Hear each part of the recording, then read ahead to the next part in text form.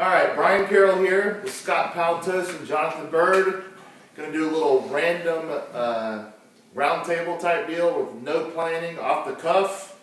We're going to talk a little training, a little inappropriate banter from time to time, and we're just going to kind of roll with it. So, you know, this might be complete trash or it might be gold, Jerry. So start off. What assistance work would you say is the most? Now, of course, with 1020 Life, it's custom.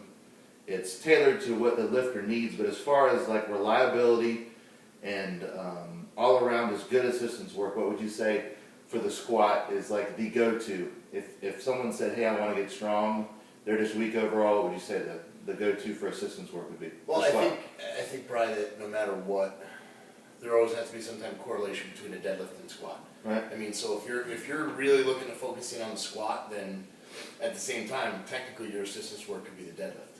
You know, or some capacity of the deadlift, or whether it be some variation of the deadlift. Right. I mean, once beyond that, you know, including and going along with the way 1020 Life is and the way that I program as well, I enjoy the fact of now making some of that assistance work a little bit more fun for people.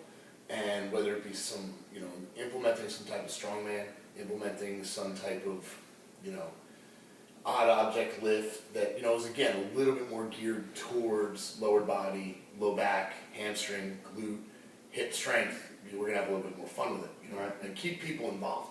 Yeah. You know, that's it. Keeping those people involved, getting to that squat, making it better. Well, well, if we're gonna have some deadlift variation, we're also gonna have some strongman variation. They're gonna actually enjoy doing it. Yeah, I like that. And so basically, it's the same way I look at it too. It's like, say you squat, and you have a separate deadlift day. Why not do some sumo deadlift for reps, touch and go, like light, pushing your hips through, squeezing the bar off the floor. It doesn't even have to be at 30% of your max for 8 reps or something. It's just going through the motion, working the glutes, the hams, the hips, the lower back, but not taxing it too much where you can't recover enough for the deadlift day. Mm-hmm. Yeah. And I like it, and that's again, it's some of the same principles in the outline for 1020. It's a main staple assistance, some smaller ones, whether it's like reverse sled drags or farmer's walks or glute ham raises. There's always that big one, whether it's pause squats or sumo deadlift for reps, and then you have the little ones that help with your conditioning, help with your core work, and just all around help with building the squat, building the deadlift, and addressing it like that. I like that. You know, it'll make you well-rounded too. Yeah, the first thing I typically tell people to go to is the pause squat. Nothing crazy, just a short 2 count. You go ahead and eliminate the belt so that you're really having to force to engage your core. You know, that you've got to sit back, get the depth, and that you've got to work on exploding out of it. You know, that's just the first step I tell everybody to do. You know, do some moderate weight pause squats. It doesn't have to be, you know, crazy heavy. You don't have to sit down there and hold it for 10 seconds like you see some of these guys do. You know, just get it down there, engage, stay tight, and get out of there. Because a lot of people, you know, you get in the bottom and they're loose. They're all over the place. They're not able to make that transition. And I think that really forces you to make that transition from bottom to top. Yeah, I think there comes a point when you do any kind of a pause work where it becomes counterproductive, not just for your performance, but for safety. It's like, when are you ever going to need to hold a weight for 10 seconds in the hole around your chest and then explode? You totally eliminate the reason why you're doing it. Well, I mean, if you guys, and again, we come from very similar backgrounds. We come from very performance backgrounds, not only in powerlifting, but in other sports. Right. My question to you guys about this, especially the pause squat, because I'm a huge fan of pause squats as well, just because it does initiate that breaking of inertia and not just using the bounce. But like you said, John, like you see a lot of guys just sitting down there in the hole, holding it for 10 or 20 seconds. You know, we're saying pause 1 or 2, 3 seconds max maybe. When does it now become engaging actually the musculature rather than joint? Because if you look at a lot of these guys who are doing these pause squats, you then get that little rebound out of the bottom. And personally, I do not rebound my squats. I do not try to rebound my squats. I don't try to use the gear that we're using, whether it be sleeve, ramp, or whatever. Yeah. I mean, are you guys with that, or are you against that? I mean, the pause and go, or is it the pause double bounce at the bottom? I mean, pause and go. For me, absolutely pause and go. You want to mimic like almost a sticking point. Let's say you're slow out of the hole. Well, you need to get fast out of the hole, and you want to approach the ascent of the squat, just like you would with the max effort. I don't even like using that word. Everything you should do should be maximum effort. Whether it's a light day or a deload day, that's a Louis Simmons term, Westside term, max effort, this or that. Everything you should do, whether it's your bird dogs or your core work or your carries or even your ab work at the end or whatever, should be maximum effort, not 100% necessarily concentration. not necessarily maximum intensity. Mm-hmm. That's the that's difference huge. there. That's huge. Yeah. So I think you should do exactly the same approach, the same setup as you would with a 100% effort squat. If you, that's the thing. Like I don't think you should. From a pause squat, you go just from, if that's your sticking point, and you come up, you explode. Yep. Now, I do dip when I squat raw, but I'm not going to dip when I pause squat. I'm going to stop there, and boom, come up. Okay. As if I already dipped, and I'm stuck there, and then I'm Coming coming up. right at it. Yeah. Yeah, I think that kind of defeats the purpose, because you get a little loose to it. I agree. You've taken away the point of the pause. You know, you drop it back down. I mean, that's pretty much the first coaching cue I tell people watching them is, you know, if you're doing that pause squat, I don't want to see it drop down and come back up. I want it to be stuck in that. You're using that stretch reflex. Yeah, you know, don't have it to. defeated the purpose of why we did that. I mean, the same thing with a pause on the bench. You know, when people, it's pause, and then it sinks and goes. You know, you're never going to get a press command in a meet like that. You lose your First tightness off, too. you know, I mean, you're just asking for injury. I mean, that's not the point.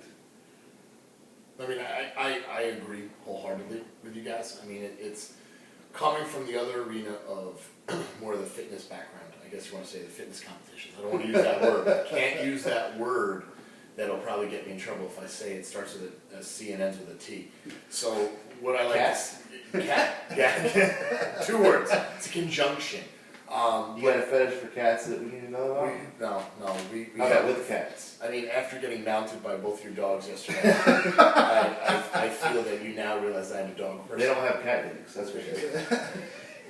It's hard because you're fighting a certain demographic that believes in just trying to do something as fast as possible. Right. Yeah. And it's Problematic on many levels. and you're right, and it is, and it's coming from the strength coach side of it and performance side of it. It's like, okay, great, there's a time to compete, and there's a time to train right. Yeah. And you know, even the pause squat to any of it, whether it be preparing for the squat or whatnot, I think people forget that the squat isn't just built by squatting.